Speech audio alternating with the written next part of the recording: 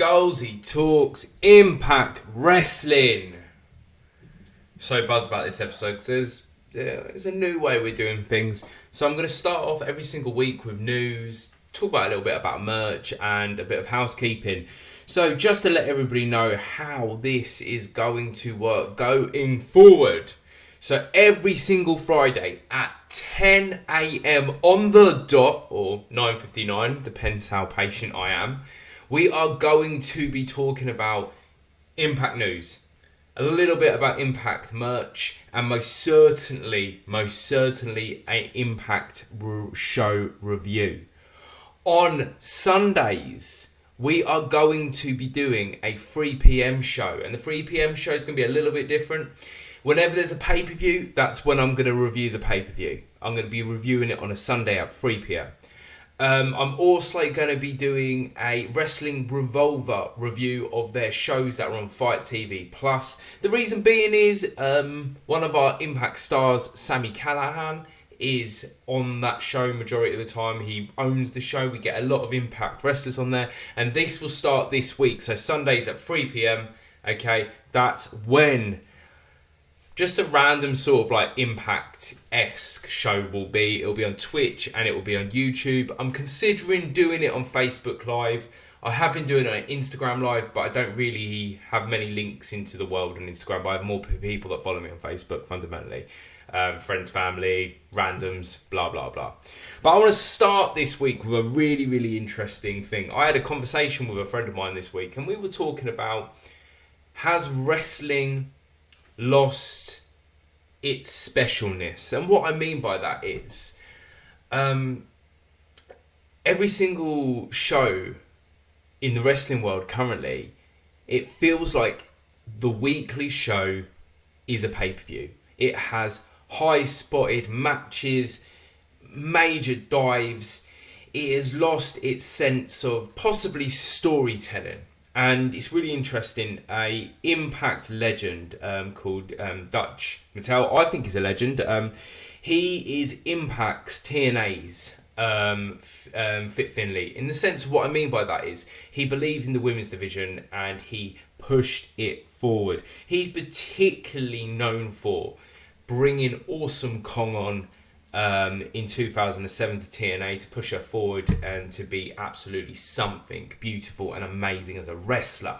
But he said this week on a podcast, he said the super kick has just turned into an armbar. Now, when I was a kid, the super kick was particularly known by a guy called Shawn Michaels, and it was done beautifully. It was done magically. It was something different from a different universe.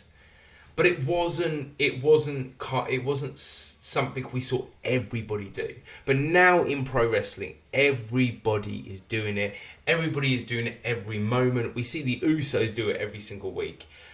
We see the Young Bucks, man. They super kick for a laugh. It's one of the whole AEW thing. Everybody does a beautiful and amazing super kick. It has lost its specialness. But that goes back to my point, has the weekly wrestling show lost its special element? Now, you all know I'm a mark for Impact. This is why this is called Scholesy Talks Impact Wrestling. And one of the big things about Impact Wrestling is it is a storytelling show. This week's review proves that, all right? But we will talk about that later. So put it in the back of your, put it into your head for now. Has professional wrestling lost its specialness? Okay? Has the pay-per-view lost its specialness? Has special wrestling moves lost their specialness? I'm not sure if specialness is an actual word. I could be totally making this up. But it was a good little thought process. It's a good way to enter the show to this week. But I want to talk about, first of all, in the news, Dave Meltzer, Dave bloody Meltzer, has been talking to Chris Van Vliet, and it was a great interview in all fairness. I think with Dave Meltzer, he's been in the business a hell of a long time. I don't agree with his rating systems, and this is kind of where we're going with this start of the show today. Dave Meltzer has only ever given one Impact wrestling match a 5-star review. One. Alright? And I am so gobsmacked by this. That match happened to be Samoa Joe versus Daniels in 2005. Can't remember what the pay-per-view is. I think it's Unbeatable, maybe. Unbreakable. I'm trying to remember off the top of my head this. But do you know what's even worse? He has never given Kurt Angle. For me personally, Kurt Angle's one of the greatest wrestlers of all time. He made his name in WWE. He had a little bit of a stint in ECW. But TNA is where he came a top guy. And I can name off the top of my head at least 4 matches that are 5-star matches from every concept, from pay-per-views, from his time in Impact Wrestling. And Dave Meltzer is not even given one of them a 5-star. Yes, one of them or 2 of them might be a 4 3/4 star, as I think he says in this interview with Chris Van V. But I want you guys to do the homework and tell me if they're 5-star matches. I personally think they do, but I'm biased. I'm an Impact guy. Okay, so I want you to go and look at these simple matches. Okay, Genesis 06 versus Samoa Joe. 5-star match to me. Genesis 09 versus Jeff Jarrett. Oh my god, 7-star in my perspective. Okay, Hard Justice 08 versus AJ Styles. Again, 5+ star. And Turning Points 09 versus Desmond Wolfe. Again, a 5-star. All of them matches are 5-star. So I don't know where Meltzer gets his viewpoints from. I find him very, very biased in everything he says currently as well. Because if it isn't AEW or the Young Bucks or Kenny Omega, he doesn't give a shit. He gives a shit. He doesn't give a shit in that sense. I mean, there's great wrestling absolutely everywhere. AEW is not the only place where we see high quality wrestling. And I watch AEW. I'm going to All In. Me and my son John love the show. Him more than me, I think, in a lot of ways. Because, as I said, TNA Impact is my place. But that's another good one. Just do some research. Look at these matches, because all the matches are 5 stars. And it kind of annoys me because Dave Meltzer hasn't give possibly one of the greatest in-ring stars, out-ring stars, that is more of a triple threat. He can promo, he can wrestle, he can also entertain. Kurt Angle more 5-star matches. And look, and a lot of people say Chris Benoit versus flipping Angle, Royal Rumble back in the day. Yeah, that was most certainly a 5-star plus, but we're not allowed to say Chris Benoit in public because of what he did back in the day, but I have just twice. But yeah, go and check the matches out. Well worth. I believe majority of them you can see on YouTube. Absolutely fantastic in a lot of ways. Let's move on. So, a bit of merch news. This week, I saw my new number 1 priority action figure. I saw the images to it. I knew it was going to come. And that is Powertown's Brian Myers figure.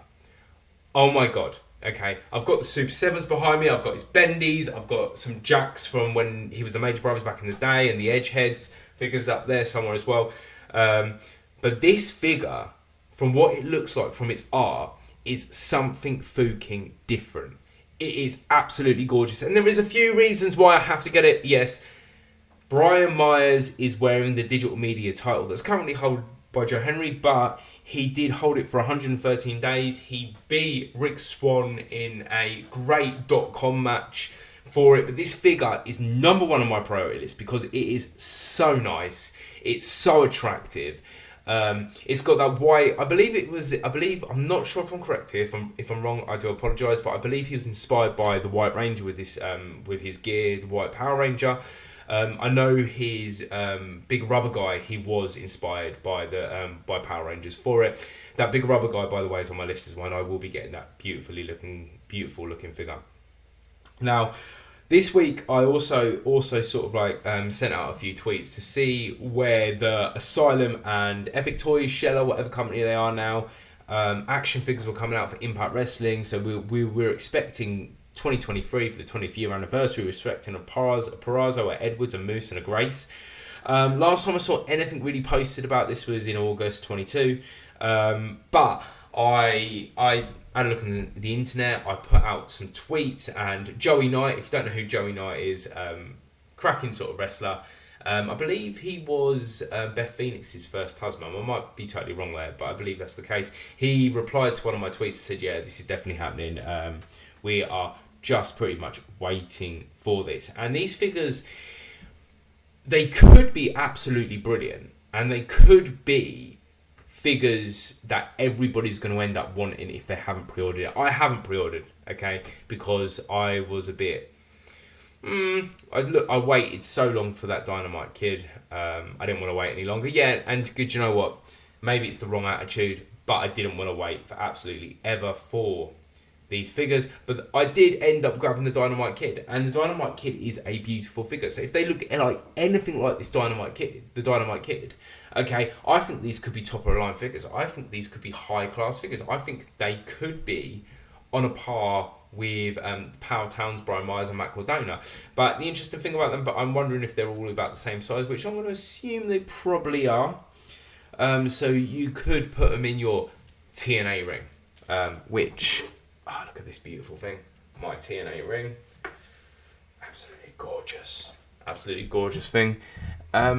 So yeah, that's the news this week and the housekeeping. But them figures I'm very, very, very, very, very much looking forward to getting, very much looking forward to seeing them in hand as well. That Power Town Brian Myers, that digital media title is a thing of bloody beauty. For me, I would love to see Power Town jump in and take the Impact contract off Asylum Toys and Epic Toys, Sheller, to build a great Impact line, because they could do a classic sort of push as well, in all fairness. I mean, I don't know what the contract for people like Dutch Mattel is or Nash is currently with the WWE, but they could jump in and they could start doing Legends figures. Easy peasy Japanese, and that would be absolutely great. But what this show is about, it's about the review. It is about the big review of the weekly Impact Wrestling show. And do you know what? This week's Impact Wrestling, jumping back to the beginning, I think Impact Wrestling is the number one show for storytelling. All right? And I'm going to revert back to what I said at the beginning. Okay? All right? The weekly show does not need to be a barn burner every week. It does not need to be a pay-per-view every week. We don't need to see special moves every week. The weekly show is to build something beautiful. The weekly show is to build a story. The weekly show is to build for the pay-per-view. So we always hear the WWE fans say WrestleMania is the end of the season. Now, for us Impact fans, for me anyway as an Impact fan, I kind of see Slammiversary as the end of the season. So every match from now till next week, when Slammiversary's on, is finishing off storylines to rebuild bigger storylines. Okay, more interesting storylines, to build new eras in Impact Wrestling. So this is what storytelling's about. As I said, not every week needs to be a barn burner, but what it does need to be doing is telling stories within the narrative. 80% of all wrestlers in Impact Wrestling currently have a storyline. That is how you run a promotion. And this is why currently, under the power of Scott D'Amore and the other people that are running Impact, this is why it's working so well. Because, right, they get storytelling. Now we'll start off with a great story, fantastic story, interesting story in between Eddie Edwards and Frankie Kazarian, man. So a few weeks back, there was a match. Basically, they were tagging their Killer Kowalski guys, blah, blah, blah. You had heard this off last week and the week before, okay? And we saw Eddie Edwards accidentally super kick, yeah. Yeah, and a super kick. Yeah, I get it, what I was saying earlier on. But super kick, Frankie Kazarian in the noodle. Boom! In the head. And this has built a storyline of two guys legitimately hating each other. Frankie Kazarian comes into Impact Wrestling from AEW. Feels like he hasn't got any friends. He feels like he doesn't trust anybody.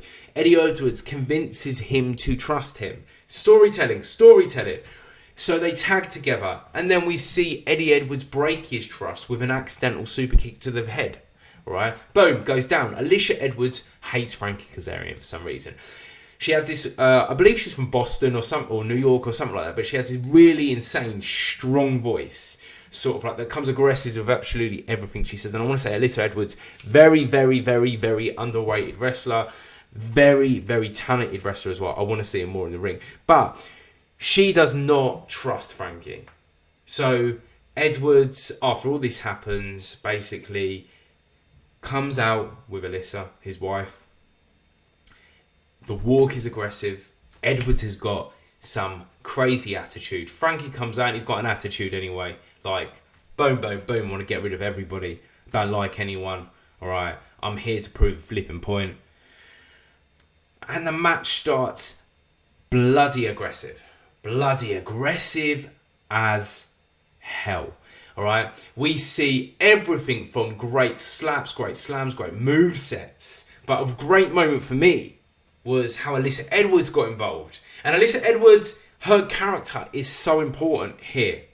She comes in, she's the ride or die. That's their sort of like thing, ride and die, okay, as a husband and wife. And she hits an absolutely amazingly beautiful, incredible, and it was so good. It was so good. I'm hoping there's loads of clips on YouTube because I'll be putting them on Facebook. I'll be putting them absolutely everywhere of Alyssa Edwards doing a tornado DDT, okay, off the side of the apron, boom, okay, taking Frankie down.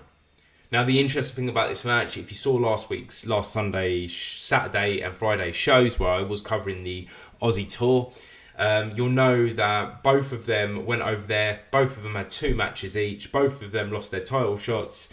Both of them also won a match. So they're coming into this week's show probably feeling a bit sluggish, probably feeling a bit down in the dumps. Doesn't really get anywhere, so they're probably a bit down. That these 2 great wrestlers, they're struggling a little bit. So, and we move back into the match, and Kazarian hits a major DDT on the ring apron after watching Alyssa basically giving for bloody Eddie a massive snog. And this is where the match moves harder and harder, because we see a great moment where I believe Eddie is going to hit the Boston Tea Party, and Frankie turns it into the chicken wing, and we see a great element of reversing wrestlings. Frankie Kazarian jumps out of a Tiger Driver, and it is so good. And the match kind of ends how it started in a lot of ways. See, we see Alyssa hit Kazarian with a kendo stick, right? Kazarian goes down flat on his butt, all right, on his knees, and a Boston knee party is hit to his noodle. Okay, all right. And by the way, a second ago, I got Edwards' main move wrong. I couldn't remember what it was. I do apologise. But this is what I'm saying about storytelling. This is what I'm saying about storytelling. The storytelling right here is leading up to a match at Slammiversary. Slammiversary, just to tell everybody, I think it's about £20 on Fight TV Plus. It's definitely worth watching. It's a strong card. It's a powerful card. Not everybody's into Impact, I get that, but it is a good card. That's going to happen.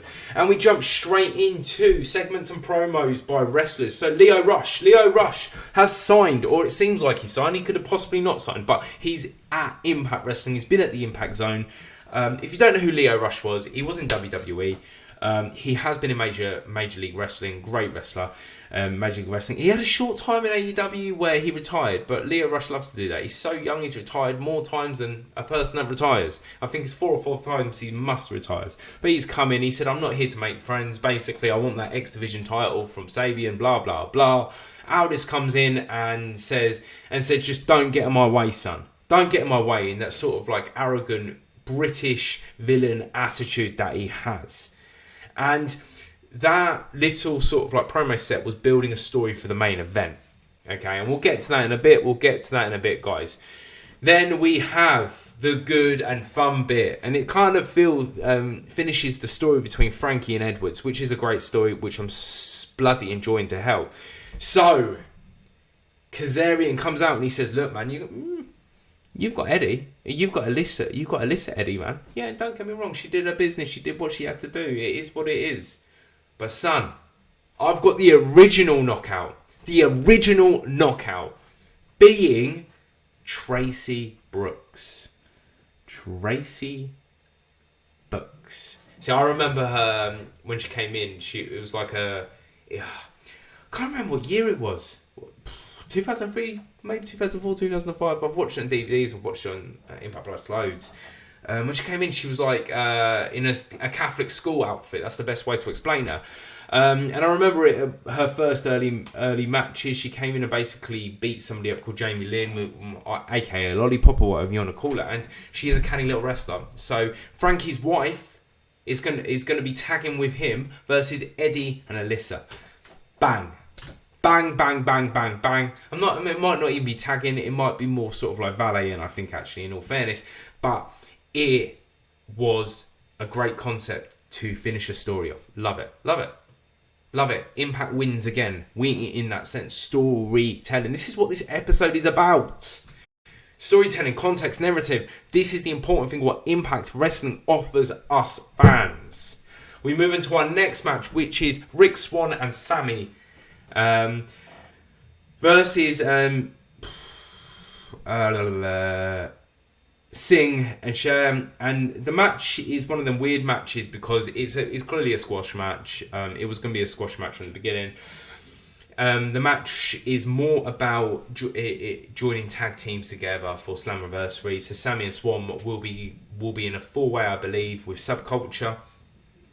The match is going to be ABC, Subculture, great British tag team. Really hoping they actually win this match. Subculture, Sammy and Swan, and I believe it's going to be Myers and Moose, great tag team in itself. And this match was just basically just a squash match in a sense. It was sort of like a testing pull. Singh came in. Singh was controlling it majority of the wires. Rick Swann was struggling. It looked. Sammy comes in. Beats the crap out of everybody, and then Rick and sort of like Sammy work really great together. The finishing move was actually spectacular for being a squash match. It was a spectacular move between Rick Swann and Sammy, which is a kick to the face and a cactus driver. 1, 2, 3. Sammy Swan win. All right.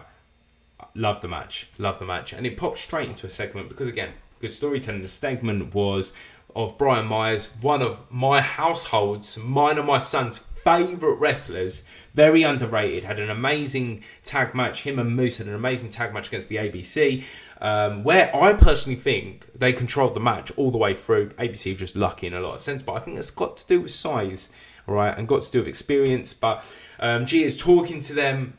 Basically, Moose says, yeah, I know Swan beat me, okay. And next Thursday night, Moose challenged basically Swan and Sammy to a tag team match. And it was really good because Myers sort of walks out here. I don't come to work. Why are you making me work? So it's great storytelling to see what's going to happen in this 4-way. This is what I'm excited for. That 4-way could possibly be absolutely astronomically brilliant. Okay? And it is exciting stuff. I'm just going to take a quick sip, man. I'm a bit thirsty. I nicked this from my girls. But then we move straight into our next match. Our next match is it's a super interesting match because we saw Violence by Design with Eric Young fall apart, and I believe that was for a reason because rumours says Fightful Select and stuff like that have said Eric Young is now WWE wrestling, has been since November. No one's seen him. No one knows if he's even alive. He could be on the moon, all I know.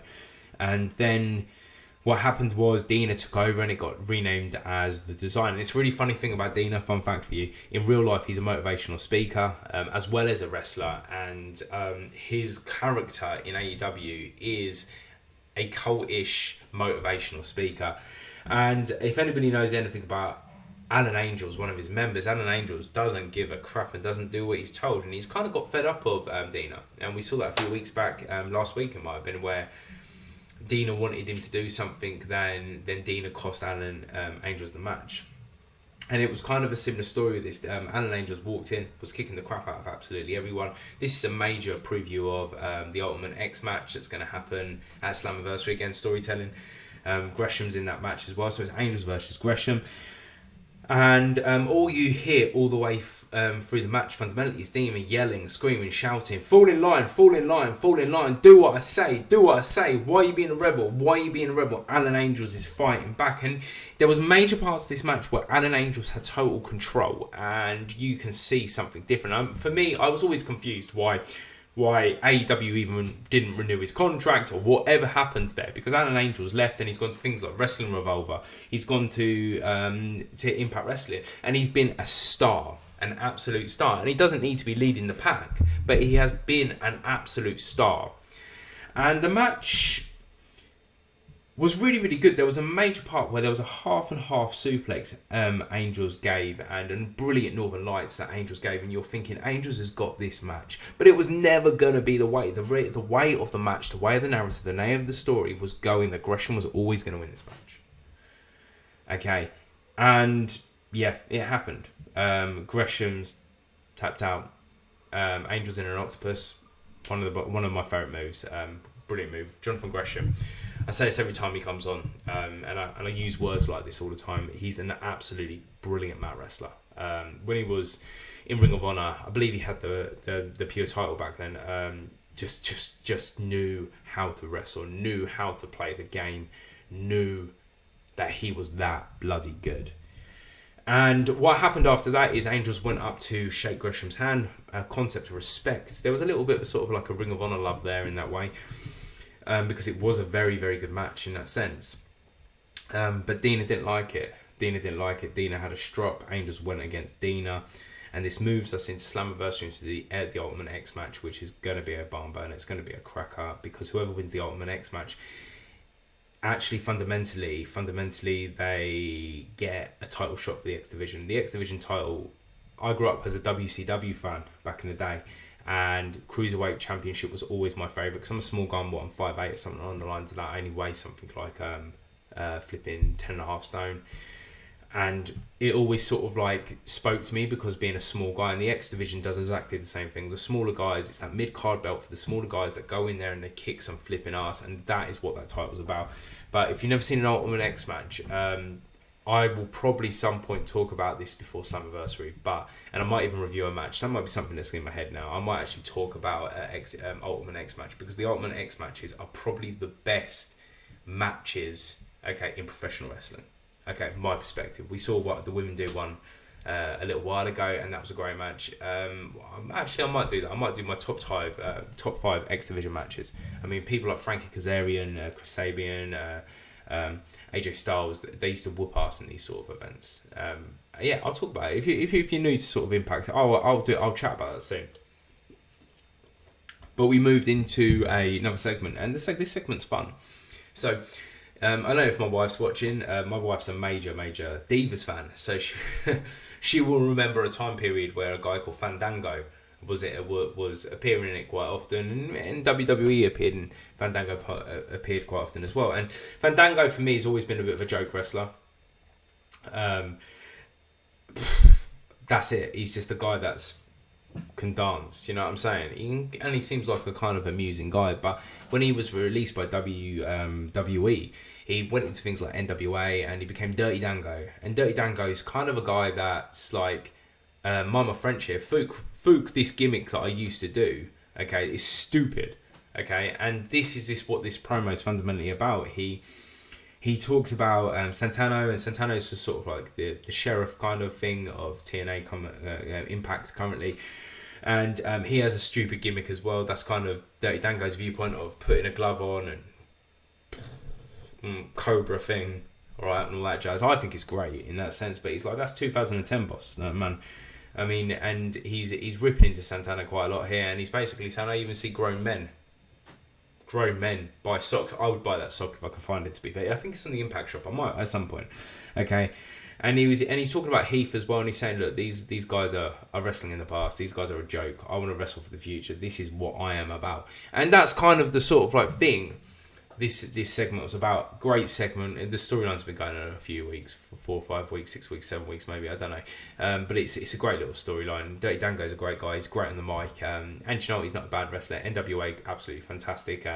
And he's fantastic at Impact. I'm so glad this guy's here, actually, because he's a veteran. He's also a great guy to do gimmick from a gimmick concept. He's also a guy that knows how to wrestle and he knows how to entertain, and that is the important thing. So you got to remember with WWE, it's not all bad. It's not all bad people. I know there's a lot of people that hate the product and stuff like that. But what WWE taught a lot of the wrestlers that are now left, okay, was how to be entertainers, and fundamentally that's what wrestling is about. Wrestling is not this concept of it being two guys in a ring having a real fight. What it is about, I always say this, it's choreographed violence, it's choreographed ballet, it's choreographed sort of like drama, and that's what you're getting from it. So you're getting two guys that meet in a ring that are dancing together in a violent concept with ballet, okay, and then you are getting on top of that EastEnders. If you're English, if you're American or whatever, EastEnders is basically a soap. I haven't watched it in maybe 15 years, but I believe it's still about. There's a geezer called Danny Dyer in it. I love Danny Dyer. Top bloke. But that's what Fandango does. He can sort of like offer this element to these wrestlers. He can show them the concept, okay, of what being an entertainer is about. It's not just about doing high spots and stuff like that. There's a lot more elements to it. And in all fairness, it's very, very lucky that Impact has guys like this to help them out in that sense. We move into a ABC promo. So Austin and Bay, the Bullet Club, Too Sweet, 1, 2, 3, Too Sweet, or whatever they do. All right, their promo. And they talk about the makeshift tag teams such as Swan and Sammy, such as Moose and Myers, and then they in all fairness they give Subculture a bit of love, and I love Subculture. I'm a Brit, all right, and I kind of want more Brits in TNA Impact. I mean, I grew up in that time period with Doug Williams, man. Doug Williams, flipping Magnus Aldis is currently back, the Blossom Twins, and so I mean, Rockstar, do you know what I mean, Grado and all sorts, and they're actually giving some love to Subculture. They're taking the piss out of the sort of the makeshift tags, and then guess who walks in, man? Zach and Trey, the Rascals, and I'm buzzed about the Rascals being back as a sort of like. And it didn't work out for him. He was the NXT Tag Team Champion, but it didn't work out for him because of rumor mills, ex-wife saying stuff, blah blah blah. It doesn't really matter. And I'm so glad he is back with Trey in Impact, because you're going to see some good shiznick now. All right, I'm actually this week going to be reviewing their match from Wrestling Revolver. And I'm hoping Marlon Reed signs with Impact at some point as well for Impact Wrestling sakes, because Marlon Reed is one of the Rascals, one of the original. There was 4 of them, and Marlon Reed could actually sign back. He's not with Major League Wrestling anymore, so there's a major possibility with this. But with the concept and the storyline that was coming here, right, with what was being said, was Zach comes in, he's basically offers Chris Bear a challenge. Look, man, if you beat us, let's see what happens then. We might be able to get into the title sort of like element. So it was a great thing. It's great to have them boys back because, or it's Zach back, because it offers more to the tag team division, and the Rascals are probably one of the most important tag teams in wrestling. Yeah, I've said it. I mean, and I'm just being honest that they are, and I think Trey and him will be great in the future. Praying to the gods that Marlon signs. Now this moves into the match that I'm not. It was kind of seen as sort of like the secondary match. Maybe I'm not 100% sure. But I'm just seeing if I've missed anything actually. Yeah, I have. Yeah, sorry, I've missed quite a lot. I've missed quite a lot there, so I've jumped ahead. Do apologise for that. So let me just check what these notes are. So Sammy there, ABC promo. All right, all right. Yeah, I did have it. I did have the right. So sorry about that. But it jumps into sort of like the PCO versus the Good Hands. Now the Good Hands, I keep saying, are underrated as hell, and they're kind of sort of like, I'll kick you in the arse sort of tag team, but that's all you're going to get. And they've been dumped by Myers, they've been dumped by flipping Bully Ray in that sense, and they kind of got a bit pissed last week and went to Scott D'Amore, look man, give us something, and Scott D'Amore says, look man, you can have PCO in a 3-on-1 match. And this match was some sort of like insane crazy flipping sort of crush match. That's all it was. PCO, the French Canadian Frankenstein, a guy that deserves a Hall of Fame badge in some Hall of Fame somewhere because he's absolutely great. I mean, I believe he's 55 and he's still jumping around like a nut job, mate. And you can't beat that. So so PCO go in, they rush in really hardcore, smash, going, trying to take the big lad down. That lasted about 10 seconds. We saw an amazing suicide flip through the ropes. The boys go out basically, and PCO dives through the ropes, suicide flip, bang, lands on him. Scott D'Amour's not silly because he's got a big lad by his side, and that's what Scott D'Amour fundamentally needs against this match against Macklin and Bully Ray. And look, man, I'm just gonna say, after an amazing PCO sell, all right, he wins the match. And of course, what happens? Hotch goes up to D'Amour's face. We hear Bully Ray, we hear flipping Macklin come in, and it gets a bit twisted at this point. It gets very, very twisted. I think this is the good bit. I think this is the interesting bit. I think this is the tale-telling story. There's storytelling in that element that's important. We see PCO go down. We see Scott D'Amour get beaten up. We see Scott D'Amour get handcuffed to the ropes. We see PCO go through a table. We see PCO go through a trapdoor around the side, and it leads out to the car park. And do you know what I mean? I grew up in that time period where all the best things happened in the car park in wrestling. All right, all the best things happened in the car park. And what we saw at this point is we saw PCO get battery fluid poured down his throat, a bit of petty poured him as well, and guess what happens at that point? Bully Ray burns the man alive. Alright. He's a Canadian Frankenstein. Alright. Man's died a million times. The man's had a million arms, or whatever you want to say it. But Bully keeps going to him, look, you are human. Okay. And do you know what? There's many rumours of what this could bring in, or what's the plan for doing with this one, because there is many ways that you could fundamentally book this. So we know Scott D'Amour's Canadian. We know Scott D'Amour loves the Canadians, PCO, Josh Alexander, and that's the guy I'm moving on with. Is Josh Alexander ready to come back? There's a lot of rumours that he's coming back for the 1,000th, okay? But is he ready to come back to Slammiversary? Because PCO's injured, man. PCO doesn't look like he's about. Or is PCO going to rise, okay, again and start whooping some ass? Who knows, man? Who knows? But I think this could be a possibility, a door opening for Josh Alexander to come in. The former Impact World Champion got injured in that sense. So good things can be happening, and this is why it is interesting currently in Impact Wrestling. Let's move on, man, because I'm taking my time today. I've been a bit longer than usual, so I do apologise to absolutely everybody. So we're going to walk into Giselle Shaw versus Courtney Rush.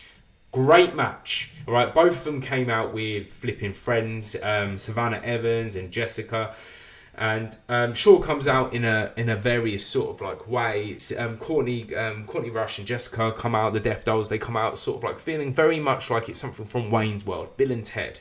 Very sort of like 80s rock and roll sort of attitude, 90s rock and roll sort of attitude, and this match is always good. The women's division in Impact Wrestling, the knockouts are always good, always have been good, and this is the kind of proof in the pudding in that sense.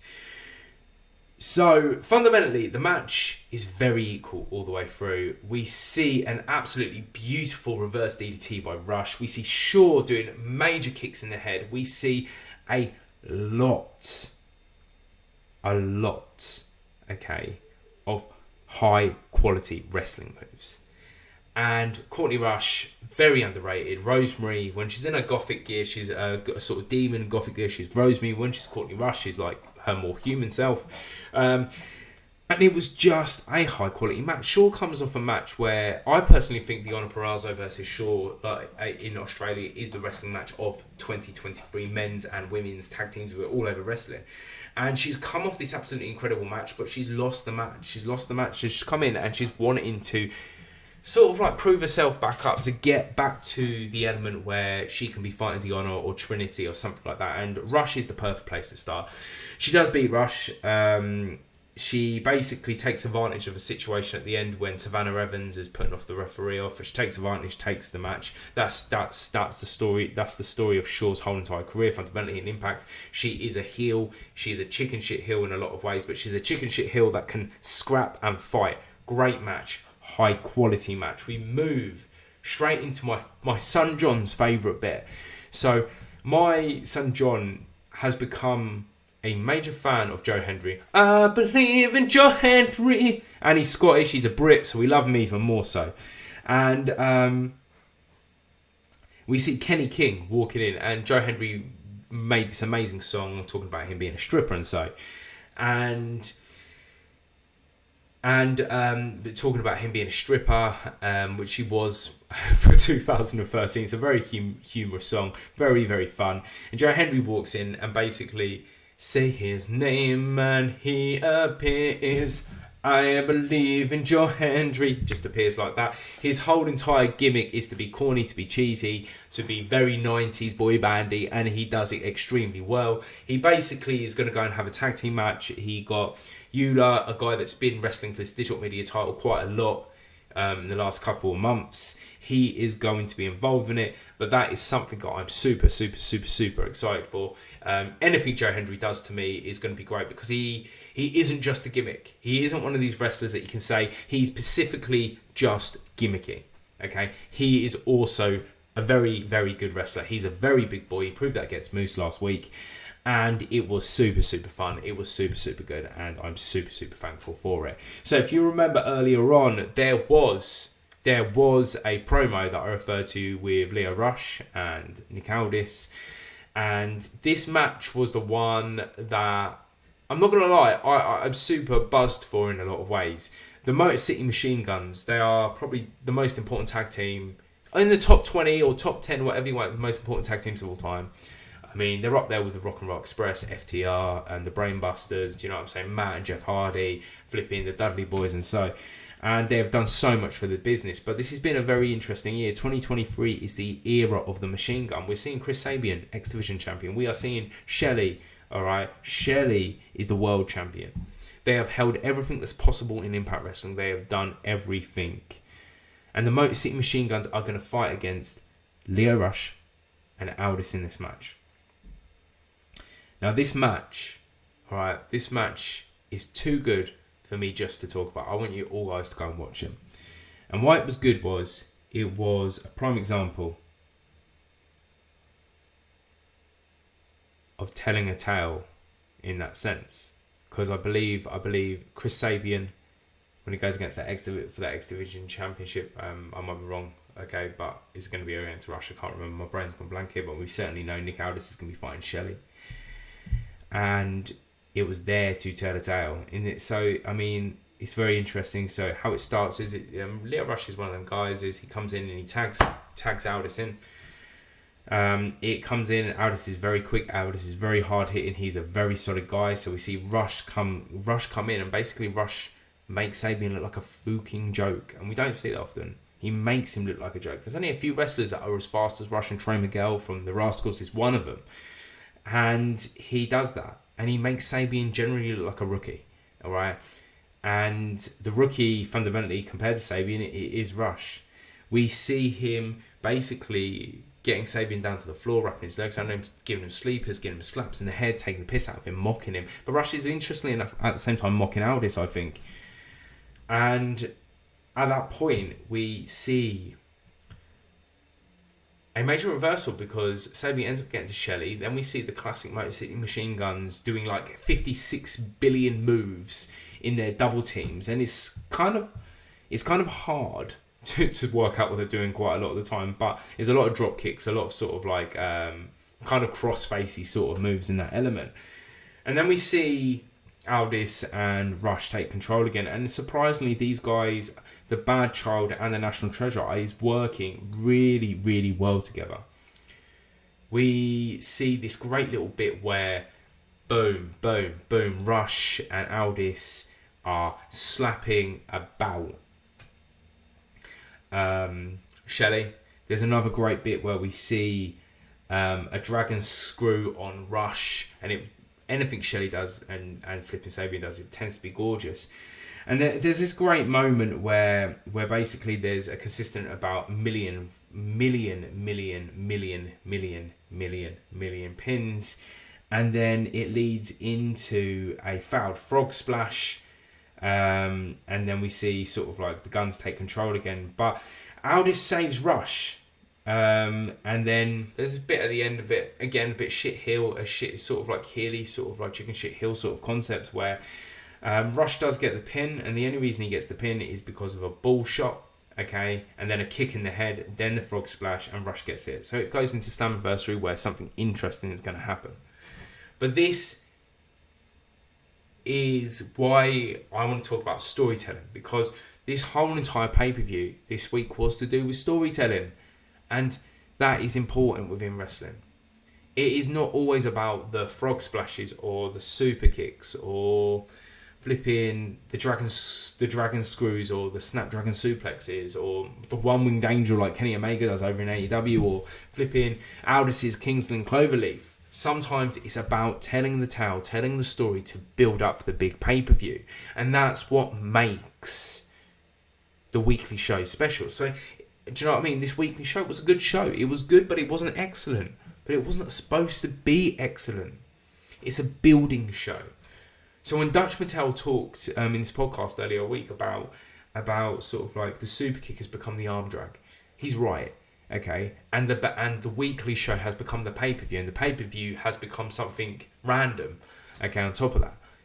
So this is what I'm saying. This is what's special about Impact. I will every single week sell to every one of you that ever listens on YouTube or Twitch or Facebook or whatever. I will tell you honestly, okay, Impact Wrestling has an ability to tell a story like it did back in the day.